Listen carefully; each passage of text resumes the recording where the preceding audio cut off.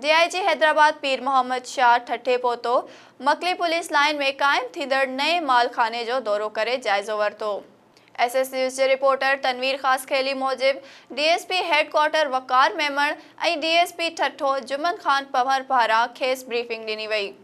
DIG Hyderabad पीर मोहम्मद शाह ठठे में ओबाश नौजवान पारां खानगी स्कूल जी मास्तरियाणी बख्तावर शाह के फेक आईडीज़ ऐं तस्वीरुनि वसीले ब्लैकमेल कंदड़ मुख्य जवाबदार हसन उर्फ सूरज कुरैशी ऐं संदसि टोले के फौरी तौर गिरफ्तार करे इबरतनाक सज़ा ॾियण जूं हिदायतूं जारी कयूं।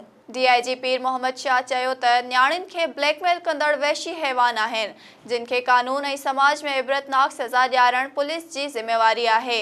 जवाबदारनि खे सख़्त खां सख़्त सज़ा ॾियारी वेंदी त जीअं आईंदा केरु न्याणियुनि खे हिरासा करण जो सोचे बि न सघे।